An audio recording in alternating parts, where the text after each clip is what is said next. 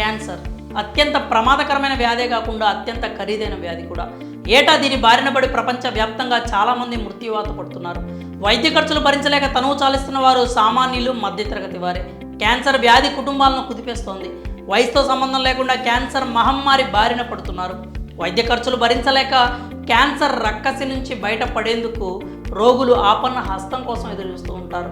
అయితే క్యాన్సర్ రోగులను ఆదుకునేందుకు కేంద్ర ప్రభుత్వం ఆర్థిక సాయం అందిస్తోంది. రాష్ట్రీయ ఆరోగ్య నిధి అనే సంక్షేమ పథకాన్ని కేంద్ర ప్రభుత్వం కొనసాగిస్తోంది. ఈ పథకం ద్వారా 15 లక్షల వరకు ఆర్థిక సాయం పొందొచ్చు. దారిద్ర్య రేఖకు దిగువన ఉన్న క్యాన్సర్ రోగులకు ఆర్థిక సాయం అందిస్తుంది కేంద్ర ప్రభుత్వం.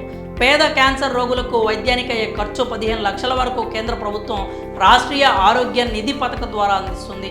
అయితే ఈ పథకం ద్వారా క్యాన్సర్ బాధితులు లబ్ధి పొందాలంటే దేశంలోని ప్రభుత్వానికి చెందిన ప్రాంతీయ క్యాన్సర్ కేంద్రాల్లో చికిత్స చేయించుకోవాల్సి ఉంటుంది. అలాంటి వారికి మాత్రమే ఈ పథకం వర్తిస్తుంది. ప్రైవేట్ ఆసుపత్రులు వేరే ఇతర ఆసుపత్రుల్లో చికిత్స పొందితే ఈ పథకం వర్తించదు. 2 తెలుగు రాష్ట్రాలకు కలిపి రీజనల్ క్యాన్సర్ సెంటర్ హైదరాబాద్లో ఉంది. MNJ institute of oncology and regional cancer centre. కాగా క్యాన్సర్ రోగులకు ఈ పథకం ద్వారా మొదటిసారి 2 లక్షల ఆర్థిక సాయం అందిస్తారు.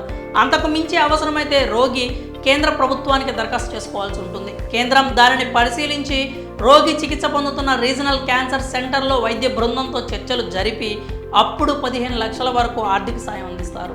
ఒకేసారి ఈ డబ్బును అందిస్తుంది ప్రభుత్వం. అయితే ఈ డబ్బులు కేవలం radiation, anti cancer chemotherapy, bone marrow transplantation, రోగ నిర్ధారణ పరీక్షలు, క్యాన్సర్ గడ్డల ఆపరేషన్ వంటి చికిత్సలకు మాత్రమే ఉపయోగించాల్సి ఉంటుంది. ఈ పథకం ద్వారా ఆర్థిక సాయం పొందడానికి దారిద్ర్యరేఖకు దిగువన ఉన్న వారు మాత్రమే అర్హులు.